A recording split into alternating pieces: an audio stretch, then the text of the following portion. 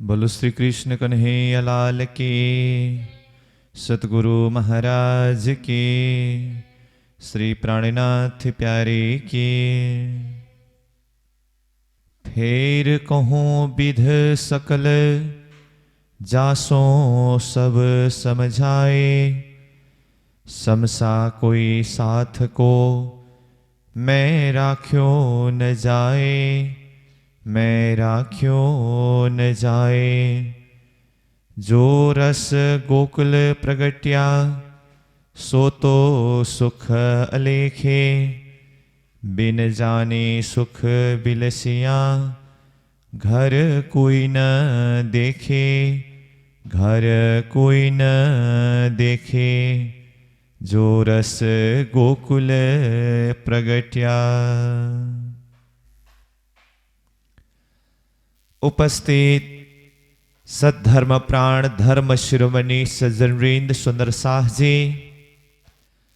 अक्षरातीत धाम धनी स्वरूप महमती स्वामी श्री प्राणीनाथ जी की यह दिव्य वाणी, तारतम सागर ब्रह्म वाणी, जिस वाणी को हम वाणी चर्चा के माध्यम से रस स्वादन करते आ रहे हैं, तो वाणी चर्चा प्रसंग में प्रकाश हिंदी 31वीं प्रकरण बेहद वाणी का प्रकरण, इस प्रकरण के ऊपर हम चिंतन करते आ रहे हैं। तो इससे अगले दिनों के बैठक तक में इस बेहद वाणी के प्रकरण का 105 नंबर चौपाई तक की सारांश भाव के ऊपर चर्चा किया। आज के इस पावन बैठक में हम इसी प्रकरण का 106 चौपाई से आगे कुछ चौपाइयों को लेकर कुछ चिंतन करने जा रहे हैं। तो इस बेहद वाणी के माध्यम से महमती प्राणीनाथ जी ने अक्षरातीत परब्रह्म परमात्मा धाम धनी श्रीराज जी महाराज की दिव्य लीला, परम धाम की लीला, ब्रज लीला, रास लीला और धाम धनी स्वयं जागनिक ब्रह्मांड में सदगुरु स्वरूप में प्राणीनाथ जी स्वरूप में तारतम ज्ञान लेकर के आए और किस तरह से तारतम ज्ञान के माध्यम से ये संपूर्ण ब्रह्म लीला को जाहिर कर रहे हैं, इस संदर्भ में चर्चा कर रहे हैं। जिस वाणी का रस स्वादन करने के लिए, रसपान करने के लिए और जिस परमात्मा स्वरूप जिसको अब तक अकथ अगम कहा, उस अकथ अगम परमात्मा को पाने के लिए, जानने के लिए संसार में अनेकों ने अनेकों उपाय किया, परंतु किसी को भी प्राप्त न हो सका। जो परमधाम से आई हुई ब्रह्म आत्माएं, जो ब्रजमंडल में ब्रज वधुओं के रूप में आए, इन आत्माओं को सहजता के साथ में ही ये बेहद वाणी का रस, परमधाम का प्रेम रस, श्रीराज जी का जो ये वाणी का जो आनंद है, इन आत्माओं को प्राप्त हुआ। और तारतम ज्ञान के माध्यम से अक्षरातीत धाम धनी स्वरूप प्राणीनाथ जी संपूर्ण विश्व ब्रह्मांड के अज्ञान अंधाकार को मिटा करके सबके हृदय में तारतम के प्रकाश के माध्यम से ब्रह्म धाम, ब्रह्म नाम, ब्रह्म स्वरूप, ब्रह्म लीला, इस विषय का प्रकाशित कर रहे हैं। तो ये इस वाणी के लिए संपूर्ण धर्म शास्त्र ने अपनी अपनी भाषा में हर प्रकार से साक्षी प्रमाण दिया और ये वाणी के प्रकाश के माध्यम से प्राणीनाथ जी ने ब्रज लीला, रास लीला, जागरण लीला, फिर परमधाम की लीला, ये सब के ऊपर चिंतन कराए। इन प्रसंगों के ऊपर अब तक के चौपाइयों के द्वारा हमने चिंतन करते रहे।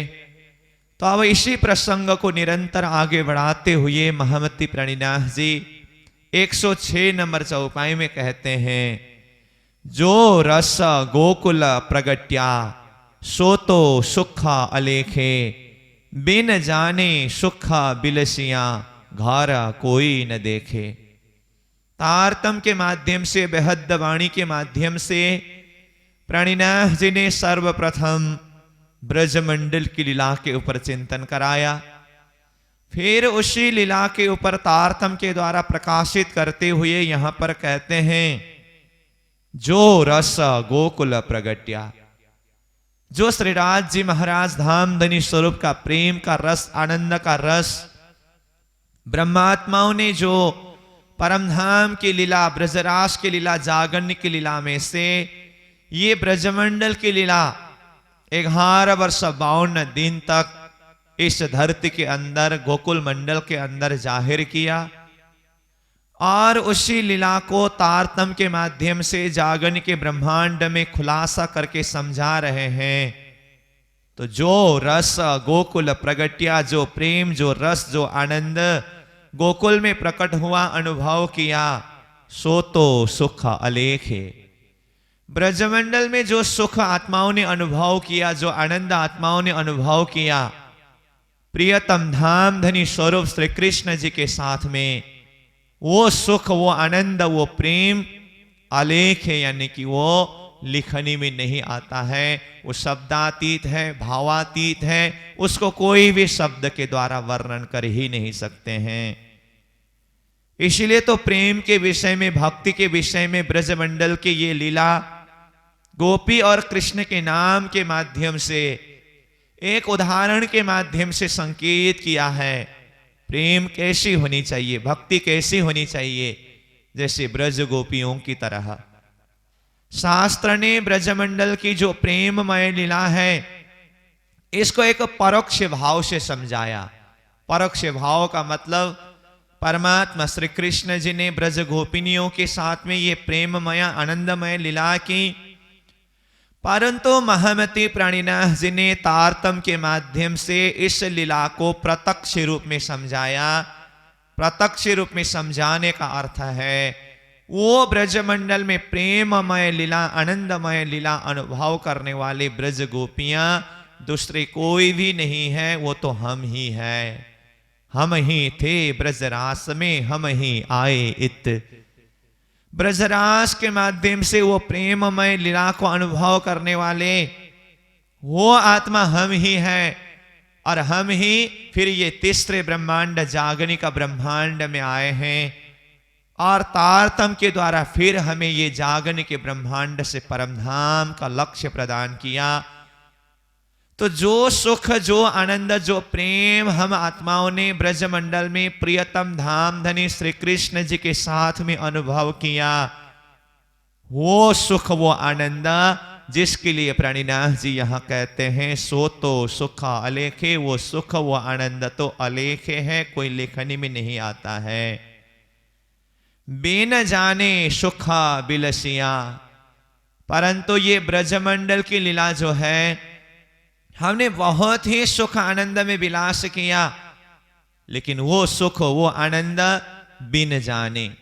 बिन जाने का अर्थ पहचान किए बिना ही, संबंध की शुद्धि हुए बिना ही अपार सुख का हम आत्माओं ने अनुभव किया, क्योंकि ब्रजमंडल में तारतम नहीं था। जैसे ही हम परमधाम से ब्रजमंडल में आए, ब्रजमंडल की लीला को घोर नीत की लीला कहा है, क्योंकि तारतम के द्वारा संबंध का पहचान भी नहीं है, और ये संसार का मर्यादा से भी हम ऊपर नहीं उठ पा रहे हैं। इसीलिए संसार भी न छूटना, परमधाम की शुद्धि, परमधाम का संबंध का ज्ञान भी न होना, यही अवस्था घोर नीत का अवस्था है। कालमाया का ब्रह्मांड ब्रजलीला घोर नीत की अवस्था अंकुर के द्वारा श्री कृष्ण जी में समर्पित है, श्री कृष्ण जी में कुर्बान है। ये परमधाम की अंकुर है ना, जिसको प्राणीनाथ जी ने जागरण के ब्रह्मांड में आकर के कलश ग्रंथ में सुहागिन का लक्षण, यानी कि परमधाम से आई हुई ब्रह्म सृष्टियों के लक्षण के ऊपर चिंतन कराते हुए कहा, पार वतन जो सुहागनी, ताकि नेक कहूं पहचान, जो कदी भूली वतन तो भी नजर तहां निदान। पार वतन यानी कि परमधाम का घर, यानी कि परमधाम की जो सुहागिन आत्मा है, इन सुहागिन आत्माओं की जरा सा लक्षण अथवा पहचान परिचय में खुलासा करके बताता हूं। प्रणिनाथ जी कहते हैं और आगे कहा, जो कदी भूली वतन, यदि कदाच वतन अपना मूल घर परमधाम को भूल गया हो, सनबंध को भूल गया हो, तो भी नजर तहां निदान, फिर भी अंतर अंकुर का जो नजर है उसी तरफ परमधाम के तरफ अपना मूल संबंध की ओर ही केंद्रित होता रहता है। ब्रजमंडल की स्थिति ऐसी ही है। ब्रजमंडल के सुख का तो कोई पारवार ही नहीं है, अलेखे सुख है, परंतु वो सुख हमने अनजाने अनजान अवस्था में ही संबंध का शुद्धि किए बिना ही वो सुख का हमने अनुभव किया। तारतम के माध्यम से जो जागरण के ब्रह्मांड में जिस तरह से संबंध का पूरी पहचान दिलाई, धामधनी स्वरूप प्रियतम श्रीराज जी महाराज सदगुरु स्वरूप में, प्रणिनाथ जी स्वरूप में पधारे हैं। हम आत्माएं परमधाम की आत्मा ये संसार का जगन्नाटक खेल देखने के लिए आए हैं। ये सारी शुद्धि हमें जागरण के ब्रह्मांड में तारतम के द्वारा मिला है। ब्रजमंडल में हमें ये संबंध का पहचान नहीं था, इसीलिए ब्रजमंडल के अवस्था को यहां प्रणिनाथ जी ने कहा, बिन जाने सुख बिलसिया, अनजान में ही ब्रजमंडल के सुख में हमने विलास किया, घर कोई न देखे। तारतम का प्रकाश न होने के कारण घर मतलब आत्मा का मूल घर, मूल ठिकाना परमधाम ब्रजमंडल में होते समय किसी ने भी देखा नहीं, अनुभव नहीं किया। परमधाम का संबंध का कुछ शुद्धि नहीं था, घोर नीत की लीला हुई है। फिर भी अंकुर के द्वारा श्री कृष्ण जी में इतने समर्पित थे, वो सुख भी उसी अवस्था में ब्रजमंडल की ही दर्जा से अगर देखें तो वो सुख अखंड है, अपार है, जो लिखने में नहीं आ सकता है। इस तरह से अनजाने का सुख ब्रजमंडल के सुख के विषय में प्रणिनाथ जी यहां चर्चा कर रहे हैं।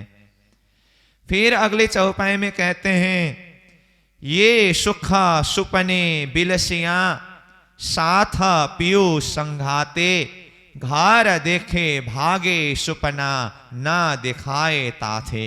ये सुख मतलब ब्रजमंडल का सुख। सुपने बिलसिया, स्वप्निक अवस्था में, अज्ञान अवस्था में संबंध का पहचान हुए बिना ही घोर नीत की अवस्था में विलास किया, अनुभव किया। किसके साथ में, किसने अनुभव किया?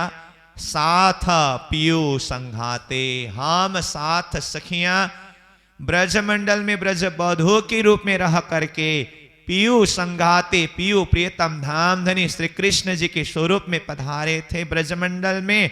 तो पियू संघाते मतलब पियू श्री कृष्ण जी के साथ में हम सखियों ने ब्रजमंडल का सुख का अनुभव किया। घर देखे भागे सुपना, ना दिखाए ताथे। तो प्रणिनाथ जी यहां खुलासा करते हुए कहते हैं, ब्रजमंडल में होते समय परमधाम का दर्शन, परमधाम का अनुभव, परमधाम का साक्षात्कार क्यों नहीं कराया? तो कहते हैं, अगर परमधाम का शुद्धि दिलाएं, संबंध का पहचान कराएं, तो फिर घर देखने के बाद, परमधाम का संबंध का पहचान होने के बाद तो भागे सुपन्ना, ये स्वप्निक संसार तो मिट जाता है, उड़ जाता है। जागृत में सपना नहीं रहता है, सपना में जागृत नहीं रहता है। घर परमधाम जो है वो तो जागृत अवस्था है। तो जिस तरह से हम नींद में चले जाते हैं, जब तक हम नींद में होते हैं उस समय में हम अपनी जागृत अवस्था के विषय में, जागृत का घर, जागृत का शरीर के विषय में हमें कुछ शुद्धि नहीं रहता है। हम सपना का शरीर लेकर के सपना के अंदर ही सब कुछ दृश्य देख करके अनुभव करते रहते हैं। अगर जागृत का शरीर में होश में आ जाए, जागृत का घर अथवा जागृत का जो कुछ भी है वो नजर के सामने में आ जाए, इसका मतलब तो हम नींद से जग गए ना, जागृत अवस्था में आ गए ना। जागृत अवस्था में आने के बाद तो वो नींद में सपना जो दिखाई दिया है वो सपना का अवस्था तो नहीं रहता है ना। एक तरफ सपना है, दूसरी तरफ जागृत है। जागृत और सपना एक साथ में कभी हम अनुभव कर ही नहीं सकते हैं। सपना का अनुभव करने के लिए जागृत का जो शरीर से लेकर के सारी चित्तवृत्ति, दिल, दिमाग, मन, मस्तिष्क एकदम निष्क्रिय सा होता है। सपना में हम एक्टिव होकर के सपना का अनुभव करते हैं। जैसे लौट करके हम जागृत का शरीर में जागृत हो जाएं, जागृत का आंख खुल जाए, सपना हमारे साथ में नहीं रहता है। इसीलिए धाम धनी श्रीराज जी महाराज ने ये खेल बनाया। तो किस लिए खेल बनाया? सपनिक संसार का खेल का जगन्नाटक का अनुभव कराने के लिए धाम धनी ने अपने हुक्म के द्वारा ये स्वप्निक जगत सृष्टि की रचना कराकर हम आत्माओं को ये स्वप्निक अवस्था में संसार में भेजा। तो सर्वप्रथम हम ब्रजमंडल में आए। ब्रजमंडल में रह करके हमने स्वप्निक अवस्था में ये संसार का सुख को अनुभव कर रहे हैं, अथवा संसार के ये जगन्नाटक खेल को देख रहे हैं। ब्रजमंडल में आने की अवस्था को प्राणीनाथ जी ने कहा ना, ज्यों नींद में देखिए सुपन्ना, यों उपजे हम ब्रज बधुजन। जिस तरह से नींद में सपना देखते हैं, ऐसे ही हम परमधाम से ब्रज बधु के रूप में ब्रजमंडल में आए। अगर हमें फिर ब्रजमंडल से परमधाम का दर्शन हो, परमधाम की शुद्धि हो, तो ये स्वप्निक जगत की लीला तो ये तो पूरी हो जाती है ना, समाप्त हो जाती है ना। इसीलिए यहां प्रणिनाथ जी कहते हैं, नींद उड़े भागे सुपन्ना। अज्ञान रूपी नींद उड़ने के बाद तो ये सपना हट जाता है, मिट जाता है। घर देखे भागे सुपन्ना। परमधाम रूपी घर का दर्शन होने के बाद, साक्षात्कार होने के बाद, अनुभव होने के बाद तो भागे सुपन्ना, सपना मिट जाता है, ना दिखाए ताथे। इसीलिए ब्रजमंडल में होते समय परमधाम का शुद्धि, परमधाम का संबंध का परिचय नहीं कराया। फिर आगे कहते हैं, सुपना भागे सुख क्यों होए, खेल क्यों दिखाए, जब सुख वतन लीजिए नींद उड़ के जाए। सुपन भागे सुख क्यों होए। अगर ये सपना हट जाए, सपना दूर हो जाए, जागृत की अवस्था में पहुंच करके परमधाम का अनुभव हो, परमधाम का दर्शन हो, परमधाम का साक्षात्कार हो, तो फिर ये स्वप्निक संसार का सुख का अनुभव कैसे कर पाएंगे। जागृत का अनुभव होने के बाद तो सपना तो मिट जाता है, और हम संसार का ये स्वप्निक खेल का अनुभव करने के लिए आए हैं। इसलिए श्रीराज जी महाराज ने हम आत्माओं को कुछ समय तक ये स्वप्निक संसार का सुख का अनुभव कराने के लिए जागृत परमधाम का शुद्धि नहीं दिलाया, तारतम के माध्यम से संबंध का पहचान नहीं कराया। इसलिए ब्रजमंडल में धाम धनी ने तारतम को जाहिर किए बिना ही अज्ञानमय अवस्था में, स्वप्निक अवस्था में, नींद रूपी अवस्था में ही ब्रजमंडल का सुख अनुभव करा रहे हैं। सुपना भागे सुख क्यों होए। स्वप्न मिटने के बाद ये खेल का सुख किस तरह से अनुभव कर सकते हैं, खेल क्यों दिखाए, किस तरह से खेल देखें। जब सुख वतन लीजिए, जब परमधाम का सुख हृदय अंतस्करण में अनुभव होता है, अथवा परात्मा का स्वरूप, परमात्मा का स्वरूप, परमधाम का दर्शन जब यहाँ से आत्मा को हो जाता है, नींद उड़ के जागे, ये अज्ञान रूपी नींद उड़ जाता है, फिर परमधाम में वो तो जागृत हो जाता है। इसीलिए धाम धनी ने आत्माओं को ब्रजमंडल में ये संबंध का पहचान नहीं कराया, क्योंकि इतने जल्दी से परमधाम में उठाना नहीं था। खेल का सुख का अनुभव करा करके, यहाँ संयोग वियोग का अनुभव करा करके, फिर बाद में परमधाम के संबंध की पूरी पहचान करानी थी। इसीलिए धाम धनी ने ब्रजमंडल के सुख को नींद का अवस्था, अज्ञान का अवस्था, इस अवस्था में ये सुख का अनुभव कराया। नींद उड़े भागे सुपन्न, तब फेर फेरा होए, सुख सुपन्न और वतन लिए जाए न दोए। अगर इतनी जल्दी से ही ब्रजमंडल से ही ये अज्ञान रूपी नींद को हटा करके, ये स्वप्निक अवस्था की खेल को हटा करके परमधाम का दर्शन कराए, जागृत का सुख का अनुभव कराए, तो तब फेरा होए, फिर तो आत्माओं को खेल देखने की इच्छा पूरी ही नहीं होगी और फिर से दोबारा खेल में आने का कारण बनेगा।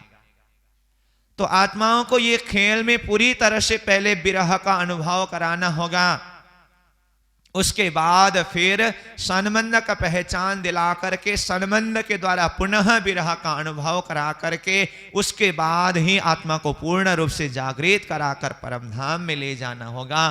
श्रीराज जी के दिल में ये एक योजना है, इसीलिए खेल का कुछ सुख का अनुभव अज्ञान अवस्था में, स्वप्निक अवस्था में कराने के लिए ही धामधनी ने ब्रजमंडल में बिन जाने अनजान अवस्था में ही अंकुर के द्वारा श्री कृष्ण में कुर्बान करा करके, समर्पित करा करके आत्माओं को ये सुख का अनुभव कराया, ये आनंद का अनुभव कराया।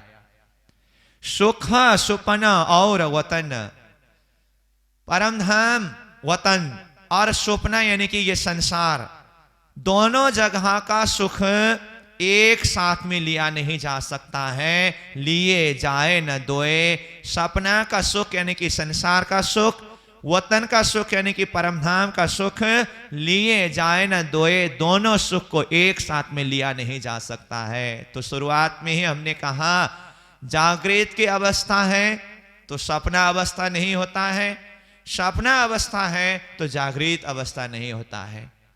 जिस तरह से दिन और रात एक साथ में कभी भी नहीं होता है, जब सूर्य का उदय होते ही दिन का समय शुरू होता है ना, अंधेरा रात्रि अपने आप दूर हो जाता है, और सूर्य अस्त होने के बाद जब अंधेरा रात्रि सामने में आ जाता है, उस समय में उजाला जो दिन का समय नहीं रहता है, दिन और रात्रि का एक साथ में होना जिस तरह से असंभव है, उसी तरह से परमधाम का सुख और संसार का सुख, दोनों सुख को एक साथ में अनुभव करना, एक साथ में लेना बिल्कुल ही संभव नहीं है। या तो जागृत परमधाम का सुख का अनुभव कर सकते हैं, या तो फिर स्वप्निक संसार का सुख का अनुभव कर सकते हैं। प्रत्यक्ष उदाहरण हमने अपने सपना के माध्यम से भी समझने की कोशिश की अथवा समझ सकते हैं। जब हम जागृत अवस्था में होते हैं तब हमारे साथ में सपना नहीं रहता है। जब हम सो जाते हैं, सोने के बाद नींद आती है, नींद के बाद सपना का रूप दिखाई देता है, उस समय में हमें जागृत का कुछ शुद्धि नहीं रहता है, सपना ही सब कुछ होता है। जैसे ही फिर हम जागृत अवस्था में लौट करके आ जाएं, उस समय में हमारे पास में सपना नहीं रहता है। तो ये उदाहरण के द्वारा भी हम समझ सकते हैं। तो प्रणिनाथ जी यह कहते हैं, सुख सुपना और वतन लिए जाए न दोए, परमधाम का सुख और संसार का सुख एक साथ में नहीं लिया जा सकता है। तो सर्वप्रथम ब्रजमंडल में परमधाम के सुख को भुला करके स्वप्निक अवस्था का सुख, यहां संसार का सुख, श्री कृष्ण जी के साथ में जो आनंद का अनुभव किया, ये अज्ञानमय अवस्था में। अज्ञानमय अवस्था का मतलब जैसे कि पहले ही कहा, सन्मंद की पहचान दिलाए बिना ही सिर्फ परमधाम के अंकुर के बल पर श्री कृष्ण जी में समर्पित करा करके ये सुख का अनुभव कराया। ब्रजमंडल की अवस्था, इस तरह से हमने ये सुख का अनुभव किया। फिर प्रणिनाथ जी आगे कहते हैं, या विध साथ समझियो, सुख साथ को दियो, यो बिन जाने ब्रज में सुख सुपने लियो। या विध साथ समझियो, इस तरह से हे सुंदर साह जी समझने की कोशिश करिए।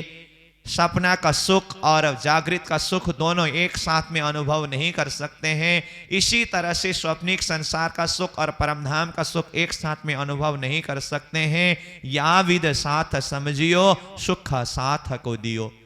ब्रजमंडल में एक स्वप्निक अवस्था में ब्रज का सुख अनुभव कराया।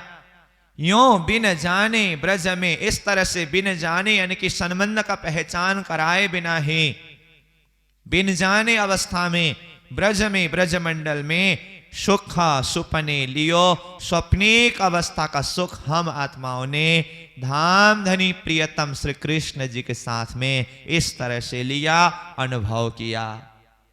अब सुख रास कहा कहो। ब्रजमंडल की सुख ये घोर नीत की सुख ही जिसके लिए प्रणिनाथ जी ने अलेखे सुख शब्द प्रयोग किया। अनजाने का सुख ही अलेखे सुख है। जिस समय में परमधाम का संबंध का परिचय भी नहीं है, संसार मोह सागर, ये संसार का मर्यादा का बंधन से भी छुटकारा नहीं पाया है, ऐसी अवस्था का सुख भी अलेखे सुख है, अपार सुख है। तो इसके बाद अब दूसरा सुख वो है रास का सुख। अब सुख रास कहा कहो, जाने निज सुख होए, ये सुख साथ पियो बिना न जाने कोए। अब सुख रास कहा कहो। ब्रजमंडल की सुख के पश्चात, ब्रजमंडल के आनंद के पश्चात अब रास के सुख के विषय में मैं किस शब्द के द्वारा वर्णन करूं, कहा कहूं। जाने निज सुख होए। जाने यानी कि मानो कि समझो कि ये रास का सुख तो निज सुख यानी कि परमधाम का ही सुख हो, ऐसा समझ सकते हैं, ऐसा मान सकते हैं। परंतु रास मंडल की सुख की स्थिति को भी अगर देखें, रास का सुख स्वप्निक अवस्था का सुख करके बताया है। ब्रज का सुख घोर नीत का अवस्था है, रास का सुख स्वप्निक अवस्था का सुख है। तो रास का सुख स्वप्निक अवस्था का अर्थ क्या है? जैसे कि ब्रजमंडल का घोर नीत का परिभाषा हमने किस तरह से किया, परमधाम का संबंध का परिचय भी नहीं है और ये संसार का मर्यादा से भी आत्माओं को छुटकारा नहीं मिली है, ये घोर नीत का अवस्था है। और रास की अवस्था को स्वप्निक अवस्था बताया। तो स्वप्न का परिभाषा क्या है? आधा नींद आधा जागृत, ये स्वप्न का परिभाषा है अथवा स्वप्निक अवस्था है। तो रास में आधा नींद और आधा जागृत, ये स्वप्निक अवस्था किस तरह से है? तो रास मंडल में आधा नींद का अर्थ है परमधाम का संबंध का परिचय न होना, क्योंकि रास मंडल में भी तारतम नहीं है। तारतम न होने से श्री कृष्ण और सखियों के बीच में परमधाम का संबंध का परिचय नहीं है। तो ये बिना तारतम परमधाम का संबंध का परिचय न होना, रास में ये आधा नींद अवस्था है। और आधा जागृत अवस्था क्या है? श्री कृष्ण जी ने जब 11 वर्ष 52 दिन की संध्या में बंसी बजाई, बंसी के नाद में हम सखियां साव ब्रजमंडल को पूरी तरह से परित्याग करके, छोड़ करके, गौ पद वत्स कर गोपी निकसे, ये संसार को बिल्कुल ही अगण्य मात्रा में समझ करके, गौ पद वत्स की तरह ये संसार को, ये मर्यादा को परित्याग करके हम आत्मा केवल धाम में रसरास के अंदर प्रवेश किया। तो ये अवस्था है हमारा आधा जागृत अवस्था। ब्रजमंडल में हमें संसार का मर्यादा ने छोड़ा नहीं, हम आत्माओं ने भी संसार की मर्यादा को नहीं छोड़ सका। ये नींद का अवस्था, घोर नींद का अवस्था था। परंतु रास में जाते समय ये संसार की मर्यादा हमें बांध करके नहीं रख सका। इस मर्यादा के बंधन को तोड़ करके हम आत्मा सुरता भाव से श्री कृष्ण जी के साथ में रास में योग माया के ब्रह्मांड में पहुंचे। इसीलिए ये अवस्था है आधा जागृत अवस्था। तो आधा जागृत मतलब संसार को पूरी तरह से परित्याग करना। आधा नींद मतलब परमधाम का संबंध का ज्ञान न होना, परिचय न होना। ऐसी अवस्था स्वप्निक अवस्था, रास का सुख हमने इस तरह से स्वप्निक अवस्था में अनुभव किया। फिर भी मानो कि रास में हम आत्माओं ने जो आनंद अनुभव किया, मूल सुख होए परमधाम की सुख की तरह, परमधाम की आनंद की तरह ही लीला वहां पर हमने अनुभव किया। क्योंकि रास मंडल में अक्षर ब्रह्म को परम धाम का सुख का शुद्धि दिलाने के लिए, परिचय दिलाने के लिए परम धाम के अंदर की गुह्यात गुह्य लीला की ही एक अंश लीला योग माया का ब्रह्मांड रास मंडल के अंदर हुई थी। इसीलिए भले ही परम धाम का संबंध का परिचय नहीं है, परंतु जागने के ब्रह्मांड में आकर के तारतम के द्वारा उस लीला को चिंतन करते समय रास में हम आत्माओं ने जो सुख का अनुभव किया, मानो कि वो मूल सुख परम धाम के सुख के समान ही अनुभव हुआ। अब सुख रास कहा कहो जाने निज सुख होए, ये सुख साथ पियो बिना न जाने कोई। ये सुख मतलब ये रास का सुख, योग माया का सुख जो हमने स्वप्निक अवस्था में अनुभव किया, ये सुख साथ पियो बिना, साथ यानी कि हम सखियां, पियो मतलब प्रियतम धाम धनी श्री कृष्ण जी बिना न जाने कोई, बाकी कोई भी जान नहीं सकते हैं, समझ नहीं सकते हैं। इसीलिए तो ये रास लीला के विषय में धरती में किसी ने भी अच्छी तरह से वर्णन नहीं कर सका। वल्लभाचार्य जी ने ब्रजमंडल की व्याख्या की, रास के अंदर प्रवेश करने को चाहा, परंतु वो बेहद के दरवाजे तक ही पहुंच सका, वहां से आगे अंदर प्रवेश नहीं कर सका। नरसैया ने ब्रजमंडल को बहुत सुंदर प्रकार से व्याख्या किया। ब्रज लीला के विषय में प्रणिनाथ जी ने बार बार नरसैया के वचन के द्वारा विचार करके देखो ये शब्द को प्रयोग किया, परंतु रास के रस में प्रवेश करने के लिए, बेहद के रस में प्रवेश करने के लिए नरसैया के लिए भी आड़ी दरवाजा चार करके ये शब्द आया। सुखदेव जी महाराज ने संपूर्ण लीला वर्णन करते करते जब रास लीला वर्णन करने लगे, परिच्छेद जी का प्रश्न का एक कारण ऐसा पड़ा जिसके माध्यम से सुखदेव जी भी वो रास के अंदर डूब नहीं सके, रास का वर्णन नहीं कर सका। तो ये क्यों ऐसा हुआ? तो प्रणिनाथ जी ने पहले वाले चौपाइयों से ही खुलासा करके कहा, पात्र बिना ये धन पाने वाला नहीं है।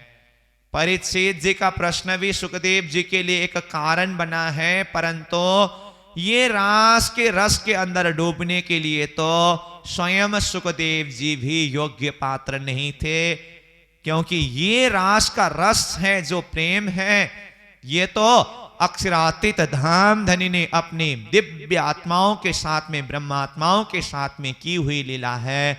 इसलिए दिव्य लीला को जागृत ज्ञान निज बुद्धि के माध्यम से, तारतम के माध्यम से ही जान सकते हैं, समझ सकते हैं। और ये सुख या तो हम सखियां समझ सकते हैं, या तो प्रियतम धाम धनी श्रीराज जी महाराज ही समझ सकते हैं। बाकी कोई भी ये सुख को, ये आनंद को जान नहीं सकते, समझ नहीं सकते। इसीलिए यहां प्रणिनाथ जी ने कहा, ये सुख साथ पियो बिना न जाने कोई।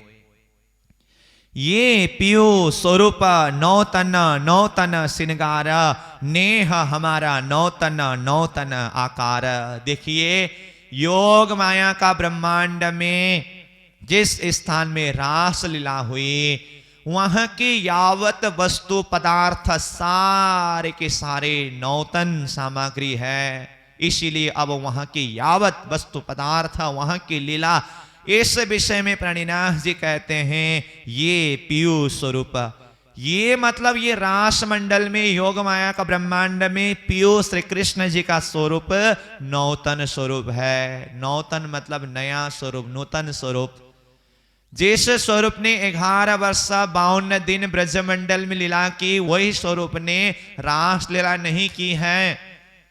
अंदर का आवेश शक्ति, धाम धनी की शक्ति, वो तो वही है, परंतु स्वरूप के हिसाब से देखें, ब्रजमंडल काल माया के शरीर के द्वारा हुई है, रास मंडल में रास लीला योग माया का शरीर के द्वारा हुआ, बेहद भूमि में, योग माया का ब्रह्मांड में।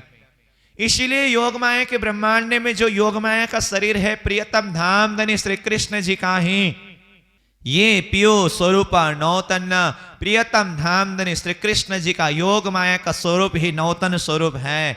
और नौतन श्रृंगार, योग माया का श्रृंगार श्री कृष्ण जी का जो है ना वो नौतन श्रृंगार है।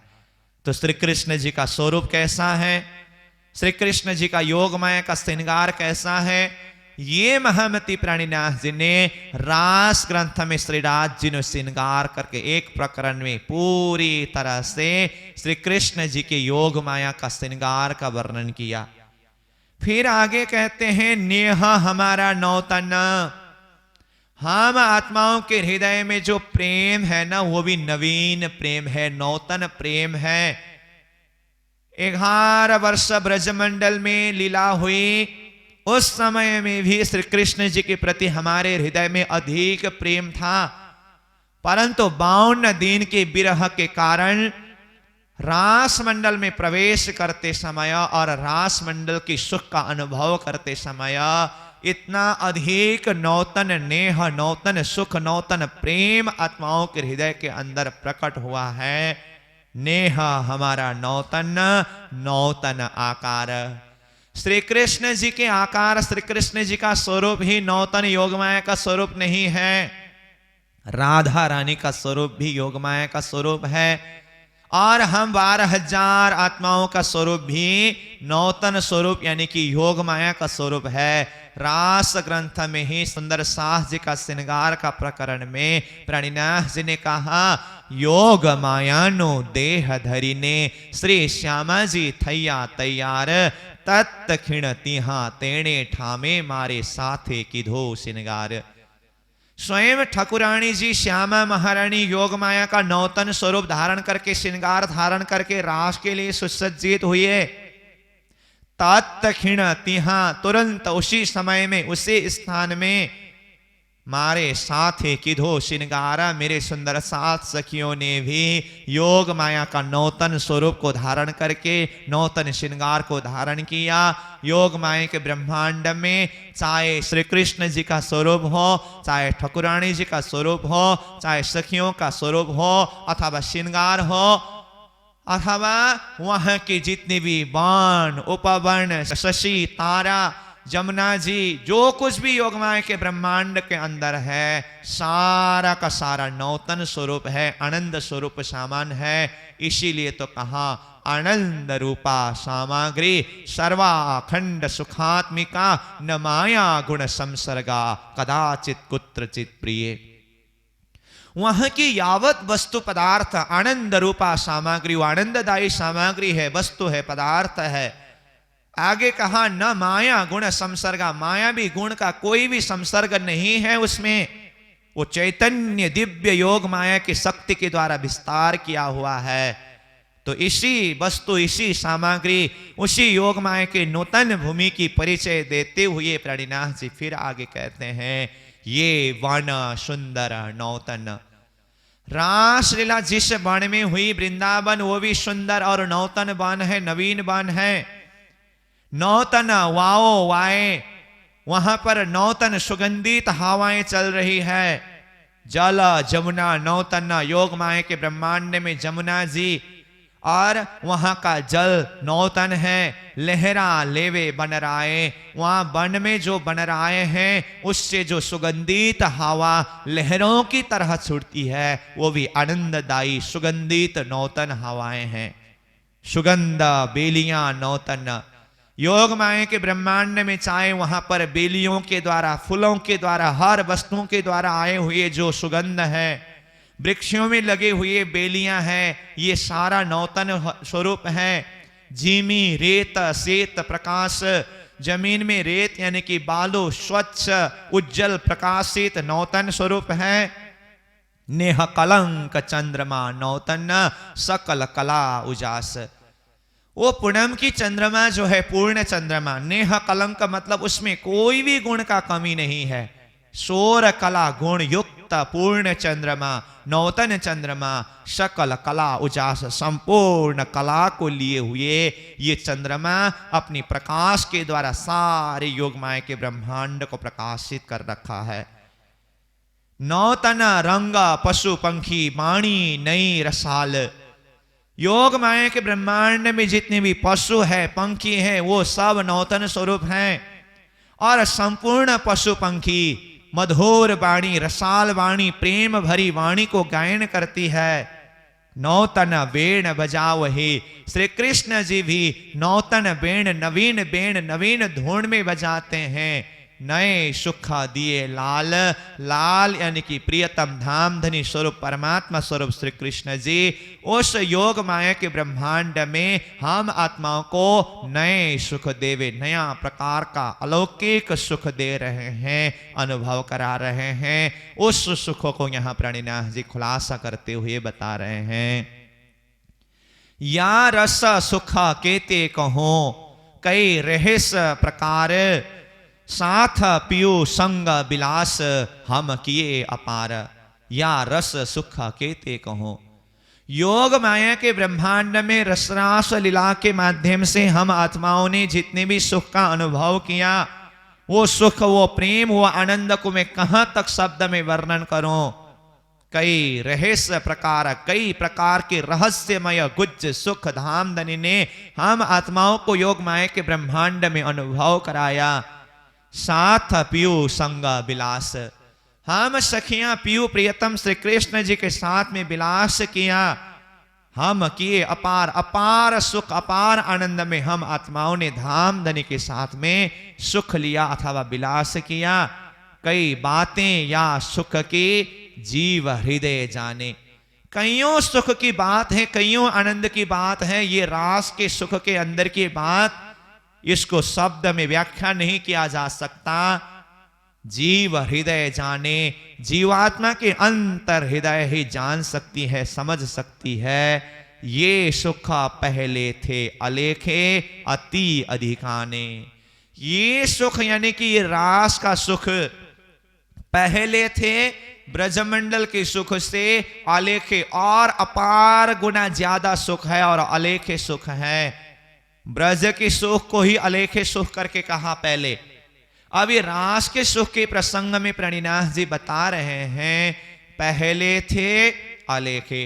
पहले यानी कि ब्रजमंडल के सुख से अपार गुणा विस्तार वाले ये अलेखे सुख रास में हम आत्माओं ने अनुभव किया। अति अधिकाने, अत्यधिक अधिक सुख हम आत्माओं ने योग माया का ब्रह्मांड रास के अंदर अनुभव किया। तेज सबों में मूल का सब ही चेतन, धीर चर चेतन ये लीला ऐसी उत्पन्न। हर एक वस्तु में मूल तेज ही प्रकाशित है, सब में चेतन, हर एक वस्तु चैतन्य स्वरूप है। धीर चर चेतन ये लीला, वहां योग माया के ब्रह्मांड में जितने भी धीर चर वस्तु पदार्थ है, सब के सब चैतन्य स्वरूप है। ऐसी उत्पन्न, इस तरह से चैतन्य स्वरूप धामधनी श्री कृष्ण जी ने अपनी योग माया की शक्ति के द्वारा उत्पत्ति किया है। पर ये सुख सवे सुपन में, नेठ नींद जो माहे, ये सुख जोग माया मिने, दृष्ट ना घर ताहे। इस तरह से एक नौतन लीला, नौतन स्वरूप, नौतन श्रृंगार, नौतन वस्तु पदार्थ और नौतन आनंद की बातें की। और आगे जाकर के प्रणिनाथ जी ने जो पहले हमने भाव में बताया, उस भाव को यहाँ प्रणिनाथ जी चौपाई के द्वारा खुलासा कर रहे हैं। पर ये सुख सबे सुपन में, ये सुख यानी कि रास का सुख जो है, सब ये रास की सुख सुपन में मतलब स्वप्निक अवस्था में है। नेठ नींद जो माहे, निश्चय रूप नहीं हमने एक स्वप्निक नींद के अवस्था में हमने ये सुख का अनुभव किया। ये सुख जोग माया मिने, योग माया के वृंदावन में हमने ये स्वप्निक अवस्था का सुख का अनुभव किया। दृष्ट ना घर ताहि, योग माया के ब्रह्मांड का सुख का अनुभव करते हुए दृष्ट ना घर ताहि, हमारा दृष्टि घर यानी कि परमधाम के तरफ नहीं था, परमधाम की शुद्धि नहीं थी, संबंध का पहचान नहीं था। इसीलिए रास की सुख को सपना का सुख करके बताया। और सपना का परिभाषा क्या है पहले ही हमने इस विषय में खुलासा किया, फिर भी ये चौपाई के प्रसंग में फिर दोबारा बताऊं। स्वप्निक अवस्था का अर्थ है आधा नींद और आधा जागृत। परमधाम का संबंध का परिचय न होना, जैसे यहां प्रणिनाथ जी ने कहा दृष्ट ना घर ताहि, परमधाम की तरफ दृष्टि नहीं है, शुद्धि नहीं है, तो रास में ये परमधाम की शुद्धि न होना ये आधा नींद है। संसार की मर्यादा को पूरी तरह से छोड़ करके, त्याग करके रास मंडल में आना ये जागृत अवस्था है। ऐसी स्वप्निक अवस्था में, आधा नींद और आधा जागृत अवस्था में हम आत्माओं ने रास का सुख का अनुभव किया। एक सुख कहे गोकुल के और सुख रास सुपन्न, सुख दो क्यों हो वही विचारियो मन। एक सुख कहे गोकुल के, पहले एक सुख ब्रजमंडल का सुख के विषय में चर्चा किया, उसके बाद फिर और कहे रास सुपन्न, और उसके बाद दूसरे सुख रास का सुख जो स्वप्निक अवस्था के सुख के विषय में बताया।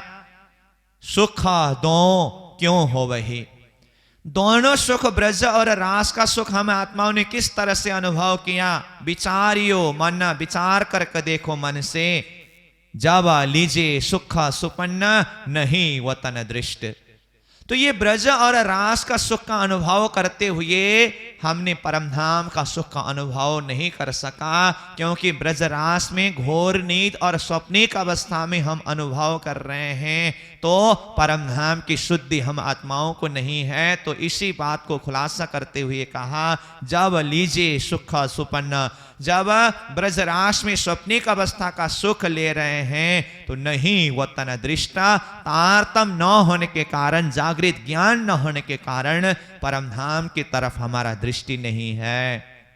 जब सुख वतन देखिए नहीं सुपन की सृष्ट। अब जागने के ब्रह्मांड में आकर के तारतम ज्ञान के माध्यम से जब परमधाम का शुद्धि हो, तारतम के द्वारा परमधाम नजर में आने के बाद ये स्वप्निक संसार उनकी दृष्टि में नहीं रहता है। तारतम के द्वारा जब परमधाम का संबंध का परिचय कराया और तारतम के माध्यम से श्रीराज जी का परिचय, श्रीराज जी के साथ में हमारा संबंध का परिचय, परमधाम हमारा मूल घर है करके ये परिचय दिलाने के बाद जब परमधाम का प्रेम हृदय में अनुभव होने लगा, ये स्थिति कैसी होती है। महामति प्रणिनाथ जी परिक्रमा ग्रंथ में जाकर के कहते हैं, अब कहूं रे इश्क की बात, इश्क शब्दातीत साक्षात, जो कदी आवे मीने शब्द, तो 14 तबकों करे रद्द। तारतम के द्वारा परमधाम का संबंध का परिचय होने के बाद और श्रीराज जी के प्रति हृदय में इश्क प्रकट होने के बाद तो परमधाम का प्रेम एक शब्द भी यहां संसार में जाहिर हो, अनुभव हो। जो कदी आवे मिने शब्द, तो 14 तबक करे रद्द, उसके लिए तो 14 लोग ब्रह्मांड ही रद्द हो जाता है। किरंतन वाणी में प्रणिनाथ जी ने कहा, प्रेम बाण तो ऐसी लगत है, अंग होत है टोक टोक। प्रेम का बाण जिस हृदय में लग जाता है, जिस हृदय में प्रेम अनुभव हो जाता है, अंग होता है टोक टोक, उसका तो अंग अंग गलित गाद हो जाता है। वो अब ये स्वप्निक संसार के उसकी चित्त वृत्ति ऊपर उठ जाता है। लागी वाली और कछु ना देखे, पिंड ब्रह्मांड वाको हैरी नाही, वो खिलत प्रेमे पार पियासों, देख नको तन सागर माही। परमधाम अपनी दृष्टि में आने के बाद, जागृत की सुख हृदय में अनुभव होने के बाद ये स्वप्निक संसार बिल्कुल ही अगण्य मात्रा में प्रतीत होता है। ये अनुभव की स्थिति के द्वारा प्रणिनाथ जी यहां बता रहे हैं, जब सुख वतन देखिए नहीं सुपन की सृष्ट। जब परमधाम का सुख हृदय में अनुभव होने लगता है, अनुभव हो जाता है, नहीं सुपन की सृष्टि, उसके लिए स्वप्निक सृष्टि उसके हृदय में चित्त वृत्ति में बिल्कुल ही नहीं रहता है। यो सुखा सुपने लिए कछुए नहीं खबर। इस तरह से हमने ब्रजमंडल में और रास मंडल में परमधाम की शुद्धि लिए बिना ही घोर नींद और स्वप्निक अवस्था में ब्रजरास का सुख का अनुभव किया। कछुए नहीं खबर, परमधाम के विषय में हमें कुछ खबर नहीं रहा। इन दो लीला मिने शुद्ध नाही घर। इन दो लीला यानी कि ब्रज लीला और रास लीला में शुद्ध नहीं घर हमें परमधाम का शुद्धि नहीं रहा। तारतम न होने के कारण परमधाम का संबंध के विषय में हमें कुछ पता नहीं चला। या विद लीला दो करी, इस तरह से अज्ञान अवस्था में, स्वप्निक अवस्था में ही ब्रज और रास रूपी दो लीला करके अनुभव करके सिधारे वतन, रास लीला पूरी होने के बाद हम परमधाम के तरफ प्रस्थान किए। ये ब्रह्मांड जो तीसरा, हम आत्माएं परमधाम में जाने के बाद फिर धाम धनी ने अपने हुक्म के द्वारा ये तीसरे ब्रह्मांड को चलायमान किया और हम आत्माओं को फिर से तीसरे ब्रह्मांड में यानी कि जागने के ब्रह्मांड में भेजा। क्यों? क्योंकि ब्रजमंडल में घोर नींद और रासमंडल में स्वप्निक अवस्था होने से अथवा तारतम न होने से परमधाम का संबंध की पूरी पहचान हम आत्माओं को नहीं हुआ। जब संबंध का पूरी पहचान नहीं थी तो विरह भी पूरी तरह से हमने अनुभव नहीं किया। विशेष करके तामसी सखियों के हृदय में पूरी तरह से विरह का अनुभव न होने के कारण धाम धनी ने फिर ये तीसरे ब्रह्मांड जागने का ब्रह्मांड का रचना किया। अब ये जागने के ब्रह्मांड में आत्माओं को भेज करके तारतम के माध्यम से संबंध का पूरी तरह से पहचान कराकर धाम धनी के साथ में विरह का अनुभव करा करके फिर विरह के माध्यम से हृदय में इश्क को प्रकट कराकर प्रियतम धाम धनी श्री राज जी महाराज के साथ में इश्क के बल पर पहुंचना होगा। तब जाकर के परमधाम में श्री राज्य की पातशाही और परमधाम में बाहेदत का इश्क का शुद्धि होगी। इसीलिए धाम धनी ने हमें ब्रज और रास लीला को स्वप्निक अवस्था में, अनजान अवस्था में ही सुख अनुभव करा करके एक बार परमधाम में पहुंचाया, तंद्रा अवस्था में जागृत कराया। फिर से हमें ये तीसरे ब्रह्मांड जागने का ब्रह्मांड को खड़ा करके जागने के ब्रह्मांड में भेजा गया। ये ब्रह्मांड जो तीसरा, ये तीसरे जागने के ब्रह्मांड ले आए आपन हम आत्माओं को लेकर के स्वयं प्रियतम धाम धनी फिर से दोबारा ये खेल के बीच में जागने के ब्रह्मांड में पधारे। जो मनोरथ मूल का हुआ नहीं पूरन, बिन शुद्ध बिरह बिलास किए यों धाख रही मन। ब्रज और रासलीला पूरी करके परमधाम में जाने के बाद लौट करके फिर तीसरे ब्रह्मांड जागने में क्यों आना पड़ा, अथवा धाम धनी ने हमें क्यों जागने के ब्रह्मांड में लेकर के आए, तो इस बात की खुलासा करते हुए कहते हैं जो मनोरथ मूल का, जो मनोकामना हमने परमधाम में मूल मिलावा के बैठक में बैठते समय प्रेम संवाद के समय में किया था, परंतु संबंध का परिचय ब्रजरास में न होने के कारण वो पूर्ण विरह का अनुभव नहीं हुआ था। इसीलिए जो मनोरथ मूल का परमधाम में जो विरह का खेल देखने की इच्छा की थी हुआ नहीं पूर्ण, ब्रजरास के द्वारा वो इच्छा पूरी नहीं हुई। बिन शुद्ध विरह बिलास किए, ऐसी बात नहीं कि ब्रजरास में विरह ही नहीं हुआ, जरूर हुआ, परंतु संबंध की शुद्धि न होने के कारण वो बिन शुद्धि में जो विरह का अनुभव किया, विलास का अनुभव किया, उसमें पूर्णता नहीं थी। यों धाक रही मन, इसलिए हमारे हृदय अंतस्करण के अंदर पूरी विरह का अनुभव करने की चाह रह गया। इसलिए धाम धनी ने दूसरी वेर फिर जागन के ब्रह्मांड में हम आत्माओं को लेकर के खेल दिखाने के लिए पधारे। धाख क्यों रहे अपनी, ये किया इंड फेरा, साथे आए पीयूजी इत दुजी बेरा। धाखे क्यों रहे अपनी, हमारा इच्छा हमारी चाहना क्यों अधूरी रहे, इसको अधूरी नहीं रखना चाहिए, पूरी तरह से सारी इच्छाओं को पूरी करनी चाहिए। ये समझ करके धाम धनी ने ये किया इंडा फेरा, ये तीसरे ब्रह्मांड जागने का ब्रह्मांड खड़ा किया। साथे आए पीयू जी, हमारे साथ में हमें खेल दिखाने के लिए पीयू जी धाम धनी स्वरूप जागने के ब्रह्मांड में सदगुरु स्वरूप प्रणिन्यास जी स्वरूप में पधारे। इत दूजी बेरा, इत मतलब ये तीसरे ब्रह्मांड जागने के ब्रह्मांड में, दूजी बेरा मतलब दूसरी बार हम आत्माएं फिर से संसार में आए। तो यहां दूजी बेर का अर्थ पहली बेर हम आते समय ब्रजमंडल में आए और ब्रज और रास दो ब्रह्मांड का अनुभव किया। फिर परमधाम में जाकर के जागनिक ब्रह्मांड में खेल में आते समय दूसरी बेर हम आत्माएं आए।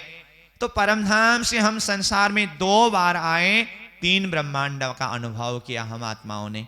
पहली बार आते समय ब्रज और रास 2 ब्रह्मांड, और दूसरी बेर आते समय ये तीसरे ब्रह्मांड जागनिक ब्रह्मांड का अनुभव कर रहे हैं। इस तरह से प्रियतम धामधनी ने ब्रज का सुख का अनुभव कराया, रास का सुख का अनुभव कराया, परंतु ये दोनों सुख बिन जाने अनजाने का सुख होने से तीसरे ब्रह्मांड में तारतम के माध्यम से पूरी पहचान कराकर विरह का अनुभव करा करके परमधाम का प्रेम समझाने के लिए हम आत्माओं को तीसरे ब्रह्मांड जागने के ब्रह्मांड में लेकर के धाम धनी स्वरूप पधारे। तो इस तरह से आज के इस बैठक में हमने चौपाई नंबर 125 तक के सारांश भाव के ऊपर चर्चा किया। अभी की वाणी चर्चा के बैठक को हम इसी चौपाई में विश्राम देंगे। फिर 126 चौपाई से आगे के प्रसंग अगले बैठक में हम चर्चा करेंगे। तो इन्हीं शब्दों के साथ चौपाई को दोहराते हुए वाणी चर्चा को विश्राम देंगे। बोलो श्री प्राणीनाथ प्यारे की। धाक क्यों रहे अपनी,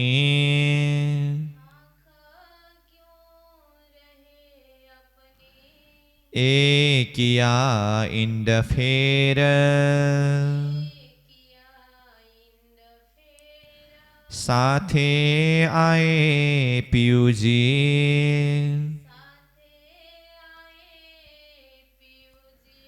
इत दूजी बेर,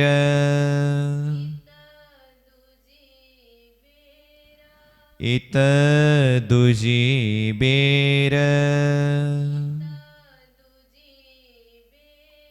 बोलो श्री कृष्ण कन्हैया लाल की, सदगुरु महाराज की, श्री प्राणनाथ प्यारे की, महारानी बाईजुराज की, तीनों पुरी धाम की, समस्त सुंदर साथ की। प्रणाम।